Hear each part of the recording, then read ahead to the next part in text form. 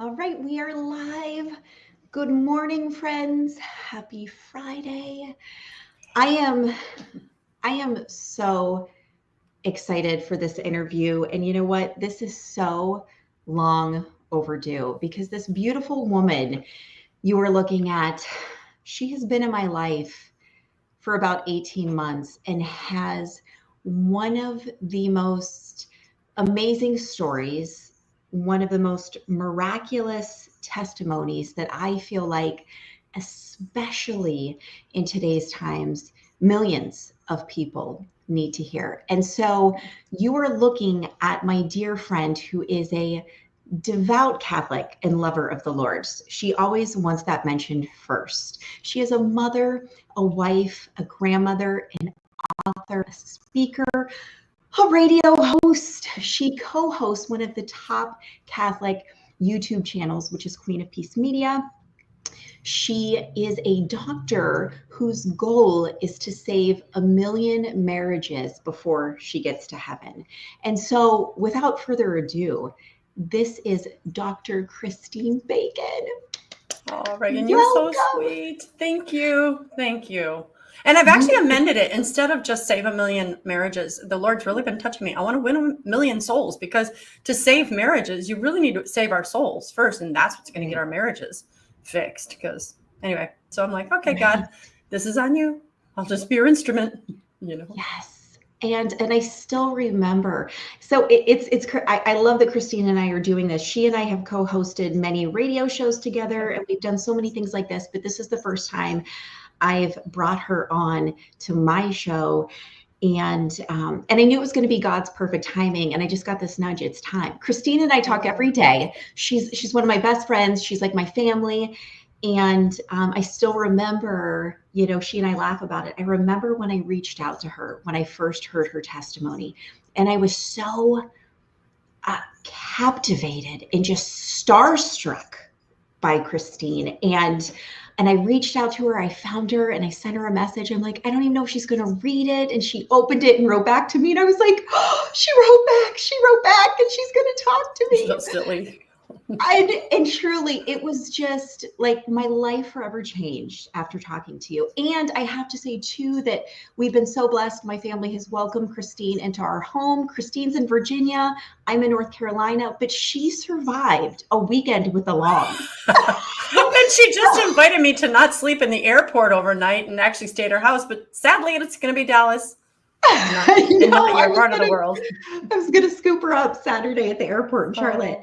But so to say that this woman is a warrior because she survived a weekend in my home with my chaos. Tell about it. I love your babies. I love your whole family. They adore you. You're just amazing. And so I feel like one of the biggest battles we're seeing today, it doesn't matter if you're religious or spiritual or agnostic. I don't care what you believe or you don't believe. It is suffice to say, we are seeing an intense battle for marriages and against families today. Yeah. I don't even know. Do you even know what is the up-to-date rate for divorces right now? Do you know? So the optimistic, that's a really good question to start with. So we tend to repeat what we've heard. And when I went through, my PhD is in marriage communication, and my doctorate was specifically humor as a communication strategy in military marriage. I figured marriage is hard enough. I'm going to study the humor side, right? So you have to go dig deep into the research, and it's just become commonly accepted. 50% of marriages fail. 50%. No. So let's start with the optimistic note. It's actually more like 40% of marriages fail. So you still have a 6 out of 10 chance of succeeding. What happened is, first of all, we just see a little, we'll quote somebody who said 50%, according to so-and-so. Well, that's just become so rote that people don't even look at the research. What happened when they collected the data is they collect the data based on the Census Bureau, right? So the number of marriages they've had in this 10-year span, and then the number of divorces they've had in the 10-year span. They count those, but they don't count marriages like yours or mine, Reagan, where we've both been married for longer than 10 years. So we're not even a part of that statistic. So so the estimates are that is approximately 40% or maybe less that divorce. The bad news is that we have taken marriage for granted. It has ceased to mean anything, since now it can mean anything or everything, that fewer and fewer people are actually getting married in the first place. They're just shacking up and taking it as it goes. So, so it's a little bit good news, a little bit of not so good news. And it's just crazy to see, as we're just fighting so many spiritual battles. It scares me. I toss back and forth, is I'm raising 5 children in this world.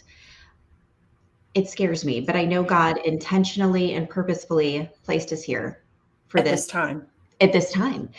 Mm-hmm. And, so I want to, go back to the beginning for you to share your story. And I know, and some people are going to be confused, because I've been public, with my story. Some people are going to say, well, Reagan hasn't been married in the last 10 years, because I did go through a public separation and divorce.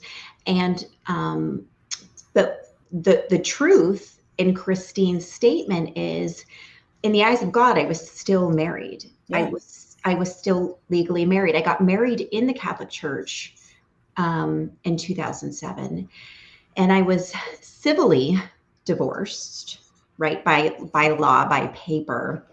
In natural law, right? Natural law. Or civil law, not natural law. Yes. Civil, right. And then when I had talked to my Catholic priest about getting remarried in the Catholic Church, he had said, oh, absolutely, I'll renew your marriage vows, but I'm not going to remarry you. And I'm like, I don't understand. Why aren't you going to remarry me? He's like, because you're still married. You're still married in the eyes of God. Sacramentally, you were still married, because I didn't have an annulled marriage. Yeah.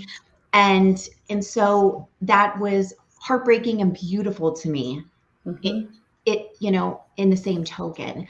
Yeah. And so I feel like, again, millions, tens of millions of people need to hear your story, because you have one of just insane perseverance. And it also shows that God doesn't always answer our prayers quickly. We need to show that we have a childlike faith, and that we are willing to hang in there and be obedient to him. And I know you had to do that. You are in a beautiful place in your marriage right now. Thank God. Praise God for it. But let's go back, and you tell your story so beautifully, and you are so transparent, and you hold nothing back. But if you could walk us back to the point where things started to unravel, because when you and your husband Danny first got married, things were good, right? Well, can I just start right there? Because it was such a short period of time. So I'm 18 years old. I wasn't having sex, so I wasn't on the pills. So I meet my Navy boyfriend. We have sex after knowing each other only 2 weeks. We got pregnant the very first day we had sex. I knew it, and my body knew it. Something just spoke to me the moment that conception took place. Yeah. And I was like, terrified, but stupefied all at the same time. 2 weeks later, I had proof that I was pregnant. So literally a month after meeting him, I was pregnant. And so we quickly got married, but I was still in this, oh, I love you. No, I love you. No, I love you more stage. So it didn't matter in one sense to us. We're very impulsive. And so we had we got married by a justice of the peace after knowing each other only 2.5 months. We were married. After knowing each other only 2.5 months. God knew what he was doing, though, because, just hindsight is 20/20. My mom, I'm second of 4 children, and I'm not judging any of my siblings, but they all know I'm the one that loves Jesus. All of them are kind of either not at all or meh. And of my husband's family, he's one of only 2 that loves Jesus. And not saying the other ones don't. Well, let me rephrase that. I got in trouble for saying that on the air before. At the time, he was the most overt about his love for Jesus. So let's just put it there, because all of his siblings, I believe, know the Lord. So we got pregnant. We had our daughter. A year later, we got married in a non-denominational church because he wasn't Catholic anymore. And we started our life. We were still happy. I mean, how unhappy can you be in a year or whatever? So Right. Jessica was just 2 when we moved to New Hampshire. We got transferred to New Hampshire, and I was like, let's have another baby. I'm just so happy, and I'm so in love with you. And so we went and immediately got pregnant.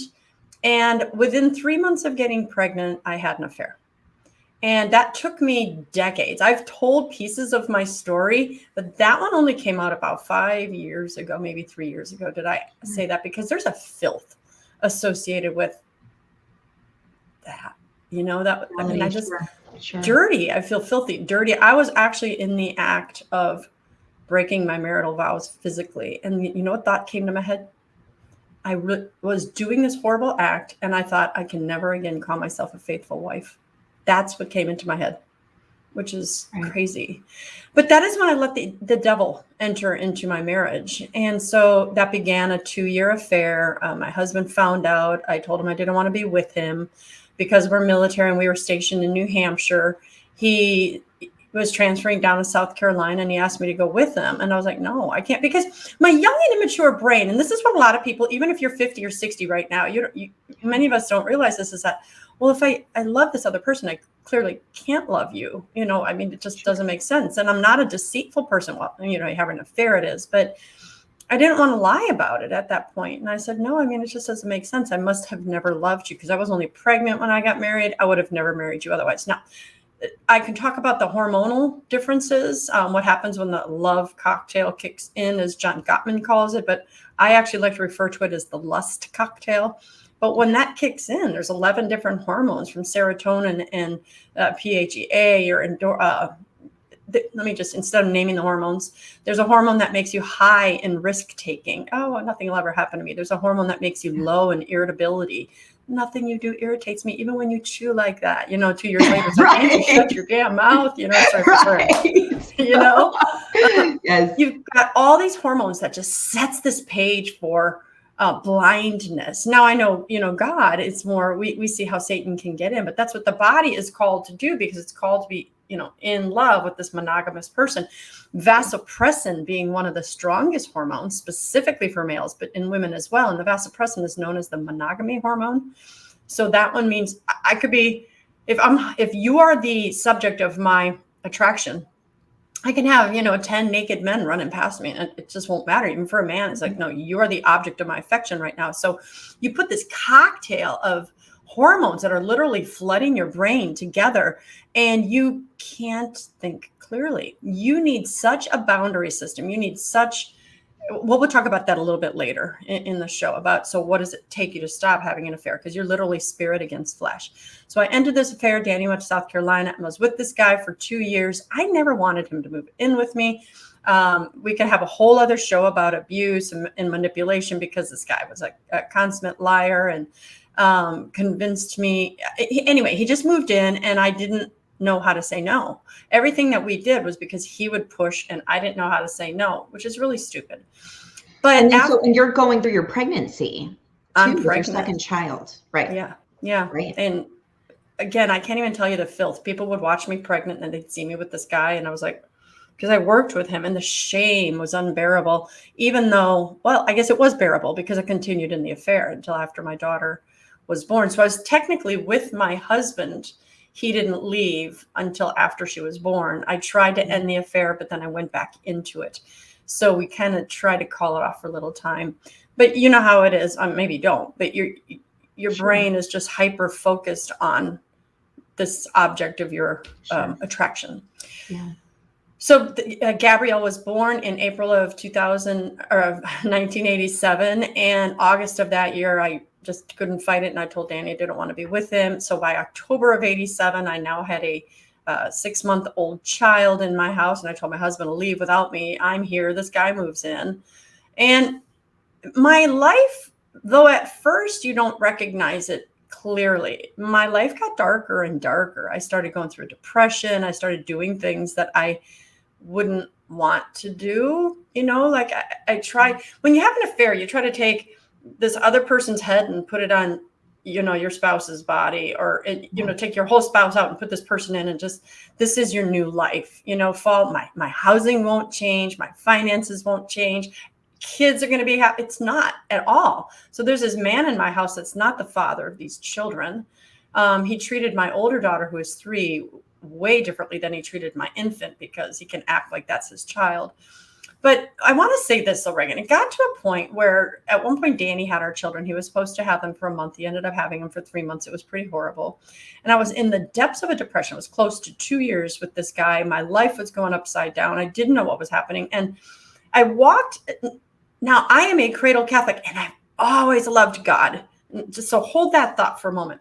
So I'm walking past this Catholic church that I hadn't entered Catholic churches in years, right? And I was literally 10 feet away from the opening of the church, a church that I had seen every day for the 5 years that I lived there in New Hampshire. And I looked, and the doors are wide open. It was a beautiful summer day, and I felt the Holy Spirit call me in. So I walked into this church. I sat down in the back pew, and I snotty cried, like it's on your sleeves, and you get, it was one of those horrible, and God, no one else was in the church. Was I didn't even know why I was crying. After about an hour of silence, and just my breathing was relaxed, I felt the Holy Spirit say, "Welcome home. Now stay here." And immediately the next Sunday, I was like in church, had ribbons in my daughter's hair. I sat in the front row, I joined the choir. And in that moment, see, this guy that was taking advantage of me, this affair partner, he didn't even have a license. He had lost it because of drunk driving and stuff. And he would have me pick him up and take him to my house. Yeah. I didn't want him there, but I felt like, okay, I have to. This is why I talk about abuse. It's not just this is very controversial, because the victim always has a role. My role was that I hadn't learned conflict avoidance. It's not just the other person's fault. Sorry, guys, if you're watching this show, you can send the hate mail. Send it to Reagan. She'll forward it to me. Yeah. But I had culpability because I needed to have enough backbone to say, no, I don't want you in my house. But when I left the church that day, I was literally getting in my car and I was driving to his work to pick him up, to take him to my house where I didn't want him to be. Right. And something? No, I'm not doing that anymore. And I turned around and went home. Back in the day, no cell phones, right? And he called and he's like, you coming to get me? And I said, no, I'm not coming to get you. And when I entered the church that day, everything changed. The depression started going away. The Lord made me realize it was because I wasn't with him. It's because I was living this dark life. I got rid of this guy. And I lived for 2 years then on my own, which I think a lot of women, we go from our mom's house to our spouse's houses or boyfriends or whoever you live with. We don't even know the value of, can I make it on my own? Not that that's necessarily a necessary godly principle, but I then was paying my own bill. I had very little money. My husband was giving me child support. I mean, we could do another show about the miracles that took place that got me to eat, but I was able to sustain my household with me and my 2 daughters with very little income, with help from friends who would give food when I didn't have food. And I was never at that point happier. But see, here's when God is good. God knew that at that point, he had to wake my husband up. And while we were separated, and I have to tell people, I'm the one that had the affair. Okay, so I'm owning it, not blaming any of that on my husband. But the value of, if you truly want to reconcile, if you truly want to save your marriage, it's both parties. And my husband would say horrible things to me. You're the slut, you're the whore, you're the this, you're the that. And then he called my whole family and he called his whole family and he threw me under the bus. He told them what a horrible person I was. So today I work with standards, and those are all the things we shouldn't do. So he had his fault in this situation. I'm not blaming him. Any of you watching, do not think that I'm blaming him, but he had his fault. And so I bring that up to say that at the end of this 2 years, when God just all of a sudden woke me up and I walked into this church, he woke my husband up at the same time. And he said, you need to pursue her. So here is this man who had been shamed by this woman. Everyone knew that they thought maybe this baby was this affair partner's baby. It wasn't. Danny knew it was his. But he was being asked by God, like Hosea, to go after Gomer and say, go after the harlot. I wasn't a harlot, but, for all practical purposes, right? And he started asking me if we'd reconcile. I'm going to hold that note. Let me put a punctuation point for a moment. Remember when I said I walked back into that church? It had been years. Since then, Reagan, I have looked back and said, I always loved God. I loved going to Mass. When did I stop going to church? And I look back and I go, because we went every single day. We went, I went to Catholic school, so I went 6 days a week. We began our school day with Mass and then Sunday. So Saturday was the only day we didn't go to Mass. And I said, oh yeah, when my parents got divorced. And so you see the tentacles of divorce. When they stopped going, they stopped bringing us, just it kind of fell off. As a teenager, your mom's like, go bring the bulletin. So I'm looking here at my almost divorce, and here I am walking back into the church. And I had filed for divorce at this point, which is actually what caused my husband to be stirred up and say, do I want this divorce or do I not? So he kept pursuing me. Let's get back together. Let's get back together. And of course, I'm still ignorant of everything. I'm like, no, we were unhappy. We only got married because we were pregnant. We can't do it. But he kept pursuing and pursuing, and he had changed. He was no longer calling me horrible names. He was becoming vulnerable. He was sharing things that he shouldn't have. And I'll never forget the moment in October of 1990, standing in my living room there, and at this point, Somersworth, New Hampshire. And I closed my eyes when he said, let's do this, because I said to myself, Christine, if you'd have gotten out of this marriage the first time, everyone would understand. You were 18, pregnant, and stupid. Now you're 8 years older. You know what you're getting into. You're consciously making this choice. If you get back together, this time it's for life. And secular research, religious Catholic research, that vow changed my life. Because even when the going got tough after that, I knew I was in it for life. And the going did get tough after that. So I'll leave it there for you to ask any questions you have, and then we can go on.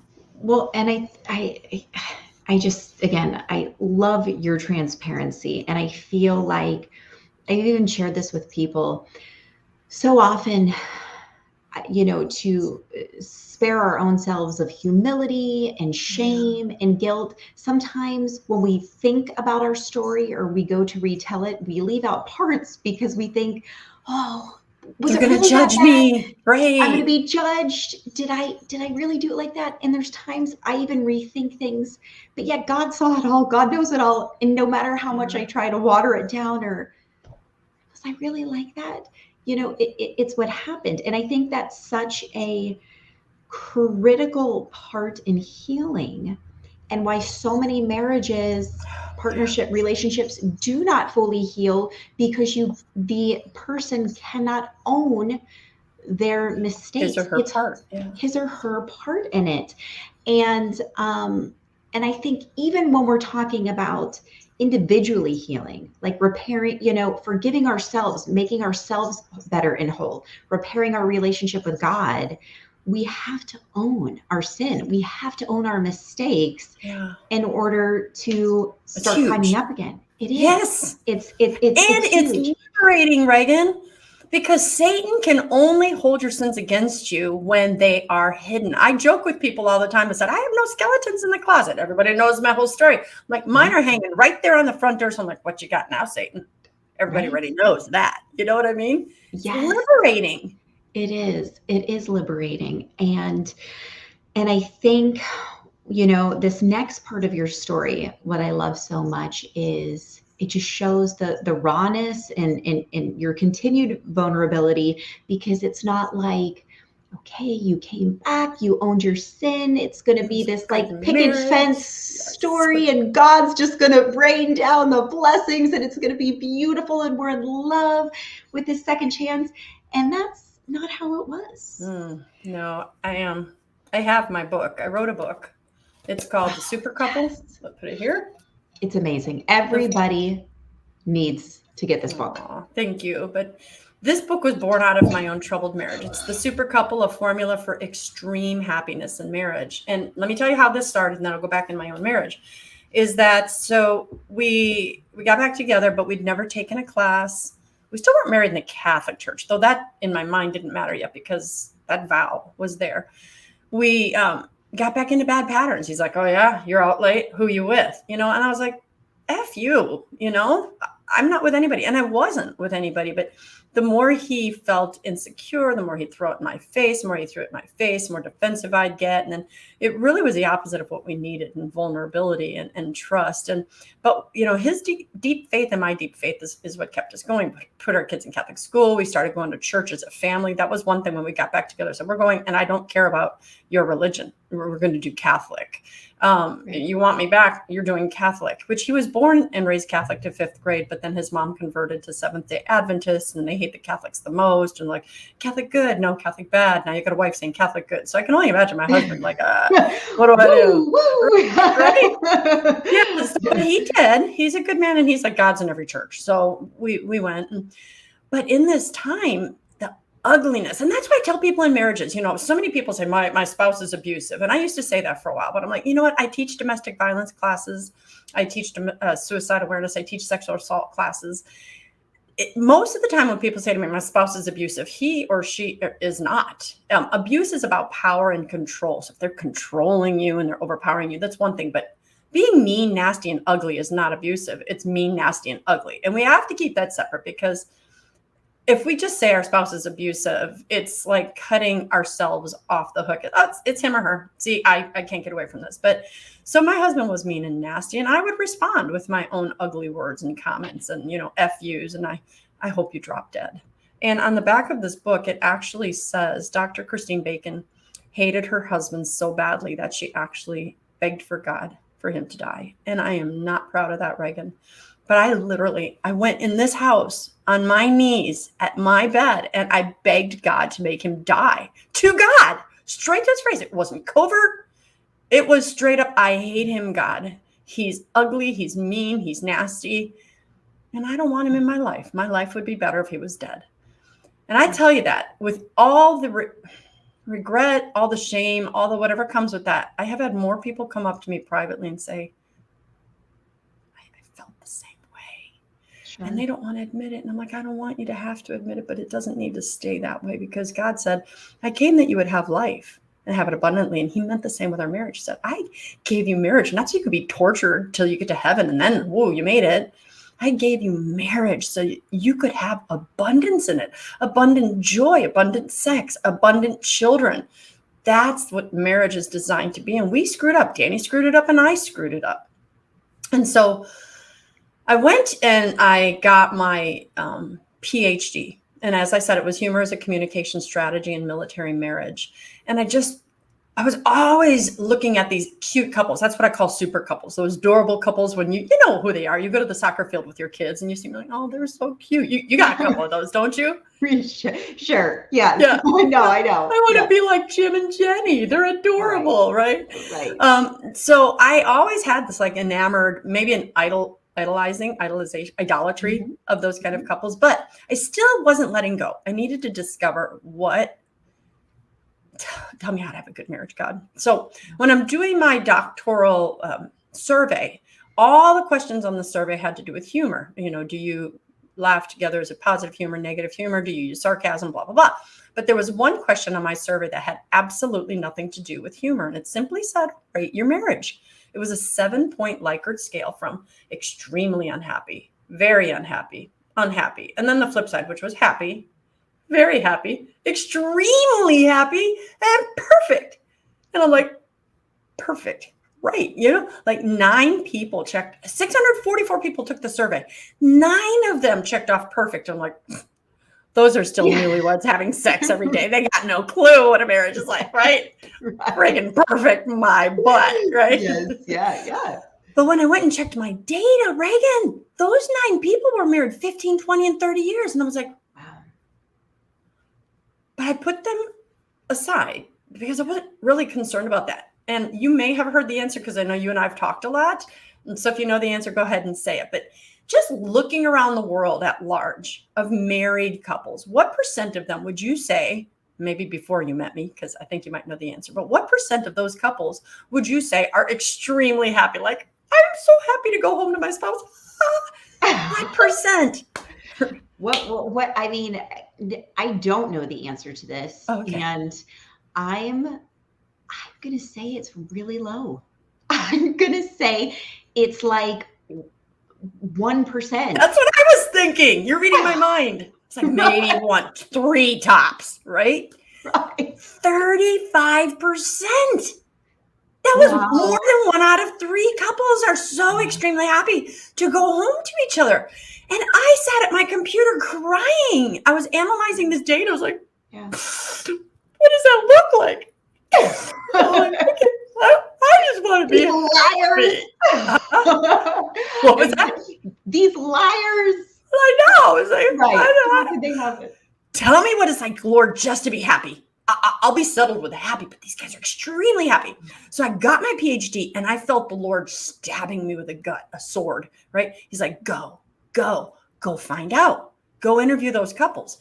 So that began the beginning of this book. I started interviewing these super couples to discover, was it accidental? Did you just get lucky? You married your 1 in a million, and sucks to be you, Christine. You married your 1 in 100, maybe he'll die and you can get a 1 in 10,000, right? These are sick thoughts, but these are my true thoughts. Well, so I started interviewing these couples and I found out, so I interviewed about 50 of them in like tape recording, but it only took me about 5. I'd go to their living rooms to go, oh my gosh, there is a formula.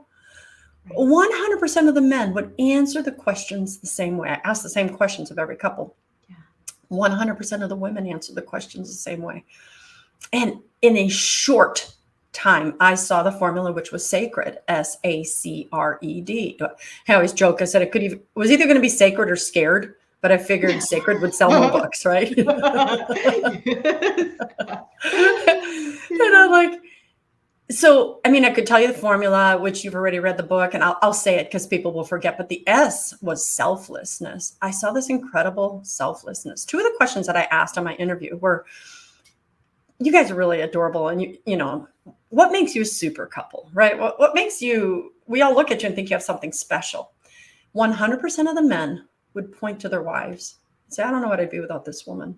Let me tell you what she does. I was like, wow. And then the women, and it wasn't fake because these people have been married. You had to be married minimum of 10 years to get an interview with me because I figured you'd work through some garbage at that point. But 100% of these women married 10, 15, 30, 40 years are like, he's leaving a little bit out. Let me tell you about what he does and what he brings to this marriage. So when it was good, they pointed to the other. And then I said, okay, well, here's the thing. You probably never dealt with any big deals like bankruptcy or infidelity or the big issues. 100% of these couples had dealt with big issues. One had a nervous breakdown. One was infidelity. One was a bipolar mother who moved in and would cut their daughter's hair and cut the boat. It was just crazy stuff. Yeah. It was just crazy. So when I asked them, did you ever have any flaws? 100% of the men pointed to themselves. And 100% of the women pointed to themselves. Like, I don't know how you ever dealt with me because I did this and I did this and I did this. So let's just stop right there. For you, Reagan, for me, and for anyone watching, if I ask about the flaws in your marriage, isn't it natural for every one of us to all of a sudden look at our spouse? Yeah. Don't you do it? I mean, yeah, sure. You'd be lying to say you don't, already right? know. I do it. I still do it, and I'm trying to get better at it. Yeah. Because when it's a negative, we always tend to make ourselves the standard. And you're doing this wrong, and this wrong. But when I say, you know what? Let's go to the second letter in the formula. The A is attentiveness. Super couples pay attention to what their spouse does well. They don't ignore the negative, but they don't give it the weight that I was giving Danny's flaws, or maybe you gave to Terry. Who knows, right? So they're like, in negative marriages, and again, there's so much I could talk about, but I know we only have an hour, and you talk about John Gottman's research, they find that happy marriages, and it's the same thing I found is this. When something's ugly happening in your house, your husband comes home, he slams the doors, he screams, he yells, he does whatever. In the let's go with the unhappy marriages, we say, you're a jerk. Why are you doing that? I'm not the reason you're coming home in a bad mood. Leave your bad day with your boss, whatever it might be. So I'm looking at like, you're a bad person. Happy marriages, and research bears out that they rather go, you know what? Terry is a good man. Danny is a good man. he's just having a bad day. So they separated the actions from the person.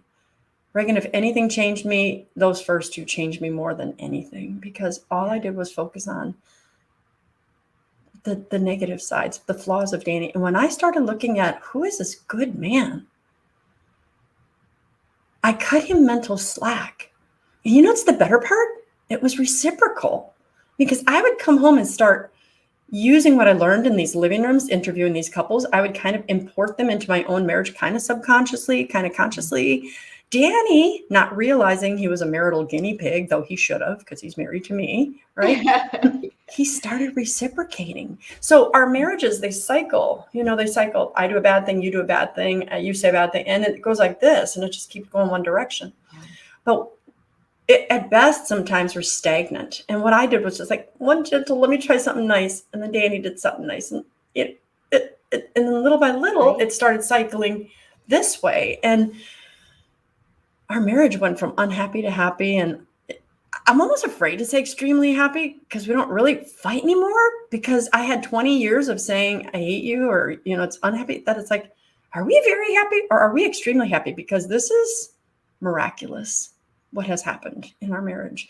I actually enjoy hanging out with this man.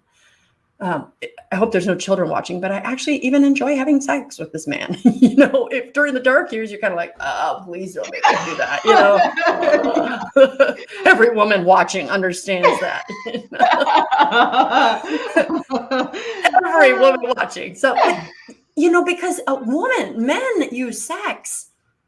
After I had the affair and Danny found out about it, I slept on the couch that night and we had a big fight. He came out at like 3 a.m. and he wanted to, I say have sex, but technically wanted to make love. How men see sex is, I want to have sex with you to show you that I still love you. Let me show you that I forgive you and I love you. But we, God made women, we are the recipient. You're coming into my body. We see it differently. It's like, I can't have sex with you. I can't make love to you until after I feel loved. You've just called me a slut, a cunt, and a whore. Yeah. It's not making me feel all warm fuzzy. So this idea of giving our body is so intertwined with our happy marriages or unhappy marriages.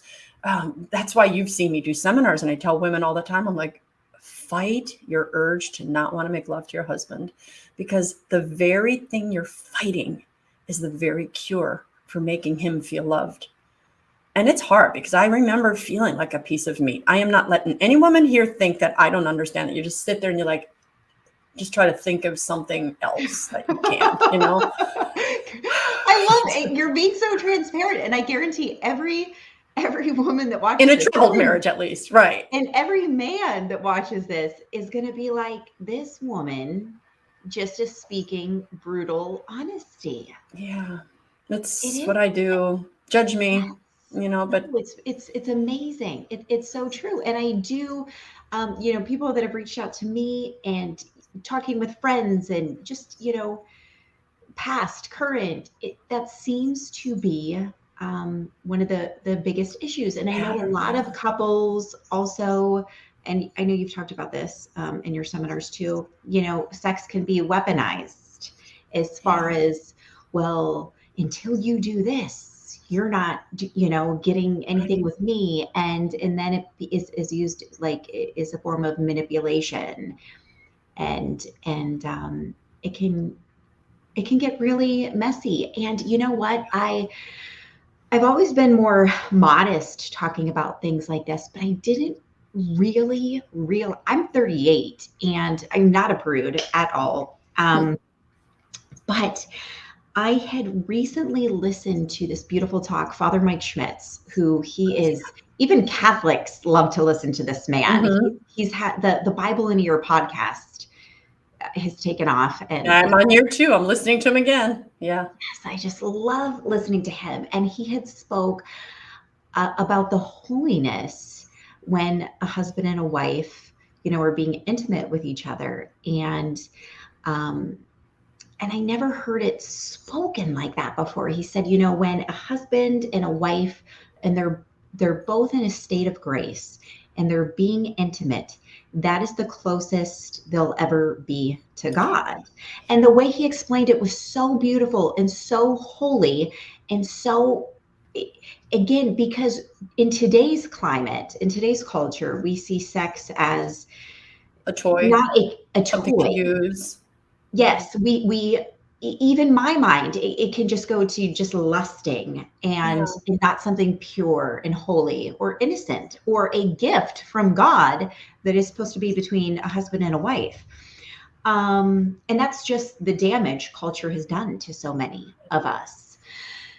And when it's presented like that, and it's supposed to be this beautiful sacred gift between a husband and a wife, it seems like that's gone lost, and something that I know you're going to agree with. And I know, my business partner, Abby Johnson, she has spoken out about this, with her and her husband. And she says it in a beautiful way. So I'm not going to be able to share it like she does, but she said, so many husbands and wives on either side can be very selfish during sex too, like only wanting themselves to be pleasured. To be pleasured. And when you're truly, and this goes back to your sacred, the selflessness, when you're looking out for your partner and making sure both are, that's just so important too. And I think, I'm not very comfortable going into it, but I know I've been there. I can go into it. You don't have to. I'm just a little more, but it's like, I know I'm drained and I'm always exhausted, and you have 5 kids. It's understandable, right? And I know for me personally, as a woman, I'm going to throw myself under the bus. There's times I'm very selfish, and I just am looking out for number one. And I struggle with that, biblically. You're not alone, but we have to fight this because I want to make sure if anybody's watching this, we're live, right? Yes, we are. Okay. So whether you're watching this live or recorded, please, let's get kids away. So I'm going to go away. Kids, go away. If we talk, one of the things that helped me was to understand God made men and women different. And, we always joke, men are pigs. I ever wanted sex. And we have such a feminist dominated society that we have made men feel filthy for wanting sex all the time. But let's look at it, ladies. They weren't making themselves. God wired them. The sex center is the hypothalamus, and the male's sex center lights up 6 times more frequently for sex than does women. They are made to be the pursuers. And what I want us women to understand is they wake up aroused. They want to have sex. They absolutely want to release physical tension. But if we look at this not spiritually, we imagine that you've gotten inches away from climax and your spouse stops. And you have to walk around like that for days and weeks. And you guys are fighting. And your spouse says, no. You're like, just have sex with me. That's the physical part. And we do that to men all the time. And men are visually stimulated. So I'm looking at you, right? And it's like, every man in the world, your husband's probably like, oh my gosh, my wife is so friggin' gorgeous. That turns them on more. And we're like, just wait until I can go get my pedicure, something more important, whatever it is. But if we do understand how horrible that must be, because as women, there are times where I'm aroused and I'm like, hey, honey, you want to go? And of course, we're the lucky ones because most men are like, sure, I'll stop working on the car. I'll stop everything I'm doing. And so when that's the physical, but then we cut into their psyches and we cut into their minds. Like, why does she not love men? I don't want to say this in a way that's inaccurate, but men can tend to have self-esteem that is based so much on what their wife thinks of them. That's why women tend to have more friends and men have fewer, because they're like, as long as I got my wife, I'm actually pretty happy. Our job is to make them feel that they are loved or appreciated. We honor you. We honor you. Thank you for being here to provide for our family.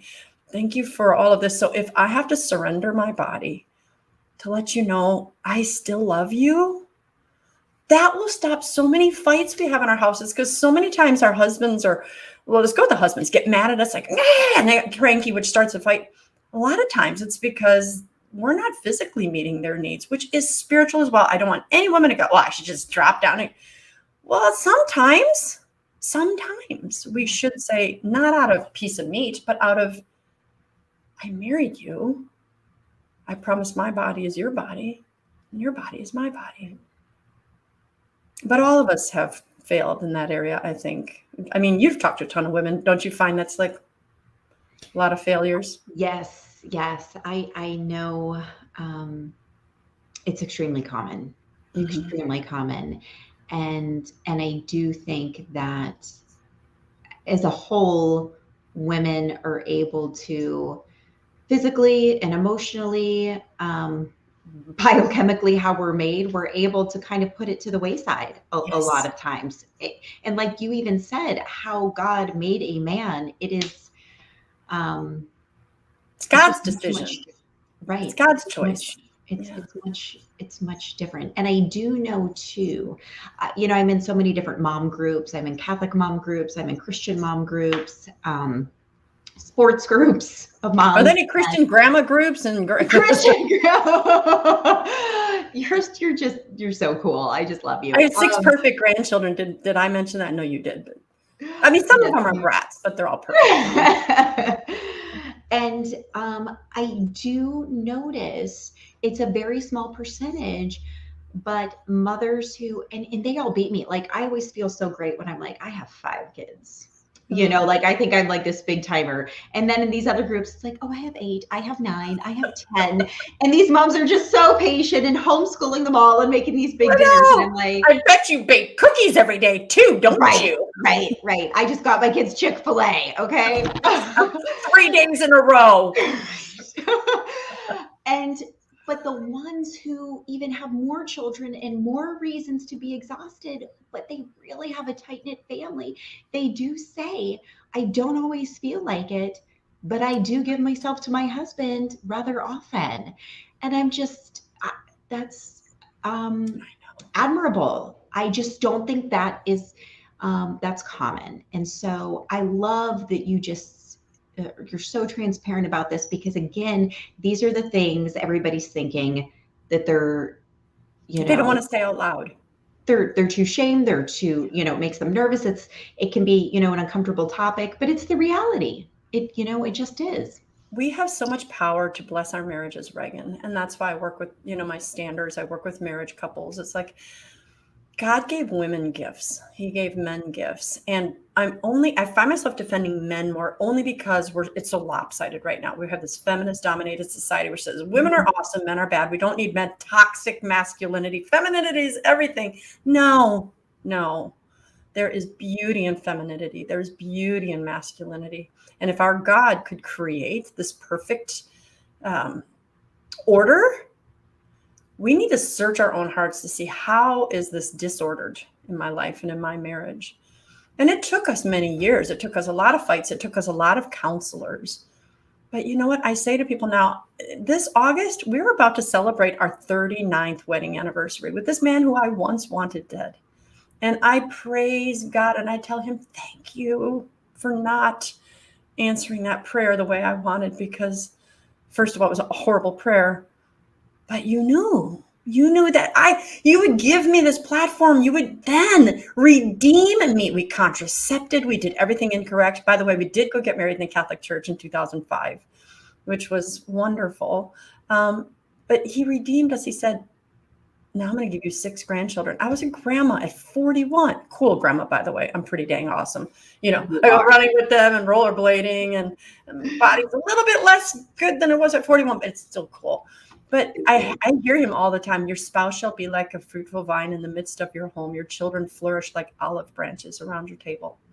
And I could cry right now saying that, because we contracepted. We stopped at 2, and my husband and I have gotten on our knees together and apologized for his vasectomy, my birth control, and said, Lord, if we'd have let you do it, how many other lives would there be here right now? How many other grandchildren? How many other presidents of the United States? How many other doctors, lawyers?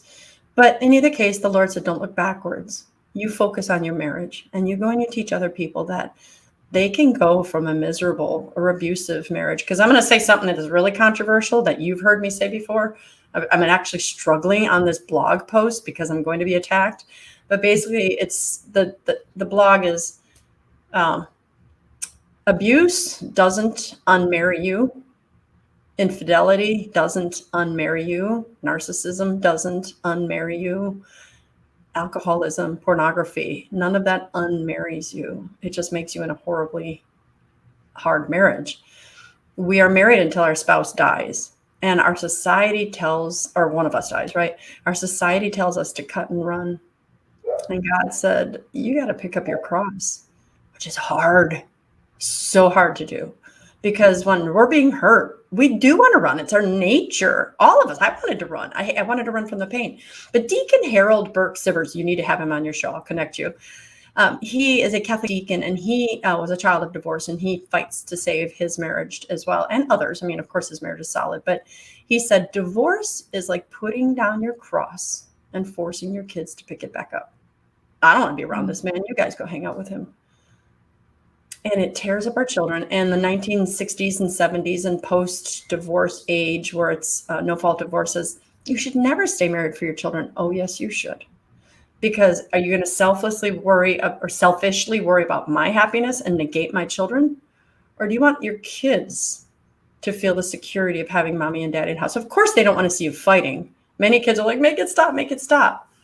But when it comes down to it, the good research has shown I'd rather have mom and dad screaming and yelling in my house together than apart, because they don't know what life is like when their parents are apart. You know what I mean? They think they just want it to stop. But once you're apart, and I have to go to daddy's house 3 days a week and mom's house, and daddy's got a different woman in his bed, and mommy's got, and I can't, now there's a thunderstorm and I'm scared, and I used to jump in bed with mommy and daddy in my nightie, and now I can't because mommy's got a strange man in her bed. And you know what I mean? If we look deeper into what we are doing to our children, absolutely, you fight your butt off for your children, which I'll shut up. And if you feel like talking about the standards and what I do there, it's like maybe an ending. We can do that because those are people who are fighting to not just stay married, but change their marriage and have an abundance.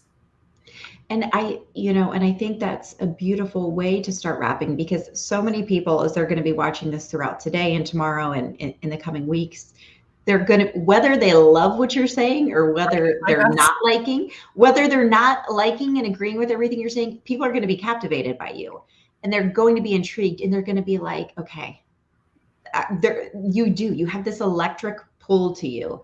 And it's just such a blessing. So people, 97 or 90% of people who are listening to this are going to be like, yes, I need this. I need some type of help. So maybe 50. You'd be surprised. The other half will be going, I ain't talking to her. She's crazy. So how would you recommend people get in contact with you, or what is this? Because even though you and I were so close, when you started talking about your standards, I was like, I've never. What are they? Yeah. Well, so first of all, go to my website, breakfastwithbacon.com. You can also go to drchristinebacon.com, but then you got to figure out how to spell it, and everyone so they never remember my name. They always say that, breakfast with bacon lady. I'm so glad I married a guy whose last name is Bacon, right? So, Danny and I are the only two you ever know that are really making bacon. Yes. And this has nothing to do with our show, but his brother, Steve Bacon, you want to know who he married? Who? Yvonne Burnt. My brother-in-law, my sister-in-law is now Yvonne Burnt Bacon. Oh my gosh. Craziness. But yes, so go to breakfastwithbacon.com. You also have my phone number on that site. I work to save marriages. I can work to save yours. No marriage is impossible. They're difficult and they seem impossible, but our God is bigger. My number, you can contact me, is 757-343-0368. If you forget that, just go to my website, breakfastwithbacon.com, and you can learn all about the standards. You can learn about my book. You can learn about, you can contact me, all that good stuff. But standards are people, and maybe if I'd be honored if you bring me back and maybe do a show about standards, but standards are those people who are standing on their vows while their spouse is cheating on them, is divorcing them, has divorced them, has remarried the OW, other woman or other man, whatever we say. And these are people who are saying, I I'm married in the eyes of God, whether society accepts it or not. I don't have the freedom to move on. A second marriage is technically just a legalized adultery. Even if you weren't having an affair, even if you and your spouse, if you and Terry had divorced the years ago, and then you go find someone after that, society would not call that adultery, but in the eyes of God, it is, because you're still married to Terry. I was still married to Danny. My adultery was obvious because I started it while we were still together.